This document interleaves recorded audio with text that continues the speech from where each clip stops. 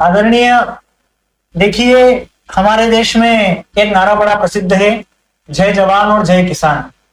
तब एक प्रश्न चिन्ह खड़ा करना चाहता हूं आज इस काव्य धारा के माध्यम से कि हमारे देश में क्या वाकई में किसानों की स्थिति जय जयकार करने जैसी है। मुझसे कहा गया कि अभिषेक तुम युवा कवि हो, प्रेम की कविताएं पढ़ लिया करो, कभी श्रृंगार पढ़ लिया करो, तो ज्यादा बढ़िया रहेगा। तब मैंने कहीं लिखने का प्रयास किया। बताना चाहता हूँ कि कैसे पंक्ति लिख दूं मैं मिलन और एतबार की, कैसे कविता पढ़ लूं मैं भी श्रृंगार की, यदि मैं भी प्रेयसी के केशों में लगे गजरे को देखूंगा, उसके गालों पर पड़ते भंवरे पर उपमाएं भेजूंगा, तो फिर कौन इन सब अंधे लोगों की आंखें खोलेगा और सब गाएंगे गीत यदि प्रेम प्रीत के, तो मेरे देश के किसानों की बदहाली पर कौन। अरे वाह वाह वाह वाह, क्या बात है, क्या बात है अभिषेक जी, बहुत बढ़िया। देखिए कौन है किसान और करते क्या है जी, कि ये वही किसान है जो तन सींच कर अन्न बोते हैं, एक फसल के खातिर अपना सुख चैन सब कुछ खोते हैं, और ये धरती पुत्र अपना कर्तव्य कुछ ऐसे निभाते हैं, स्वयं भूखे रहते हैं पर पूरे देश को खिलाते हैं। बहुत बढ़िया, स्वयं भूखे रहते हैं पर पूरे देश को खिलाते हैं। आदरणीय, पिछले दिनों एक टिप्पणी सोशल मीडिया पर बहुत ज्यादा वायरल हुई जी कि अतिवृष्टि के कारण किसानों की जो फसल है वो बहुत ज्यादा खराब नहीं हुई। तब मैं कहना चाहता हूं कि एसी वाले कमरों में बैठकर कुछ वीडियो देखकर आप ये अंदाजा नहीं लगा सकते कि एक किसान की फसल कितनी बर्बाद हुई और कितनी सुरक्षित है।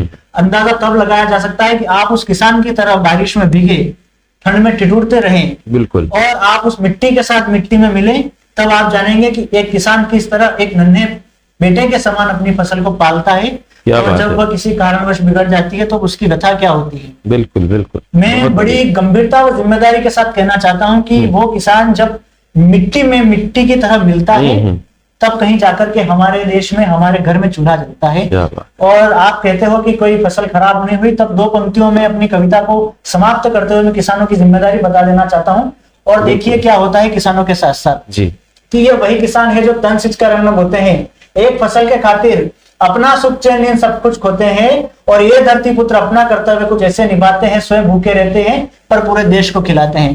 परंतु विडंबना देखिए, परंतु किस्मत भी अपने द्वार पता नहीं कैसे खोल रही है, सत्ता की दीवारें बस वोटों के लिए बोल रही है, सब अपने अपने स्वार्थ का सेतु बांध रहे हैं, और किसानों के लिए आया बोलने का वक्त तो सब चुप्पी साध रहे हैं। बिल्कुल, सब चुप्पी साध रहे हैं। तब कहना चाहता हूं कि ये वही किसान है जो तन सींच कर अन्न बोते हैं, और जिस दिन ये धरती पुत्र, अरे जिस दिन ये धरती पुत्र अपने कर्तव्य पथ से हट जाएंगे, उस दिन आप और हम भूखे मर जाएंगे, उस दिन आप और हम भूखे मर जाएंगे।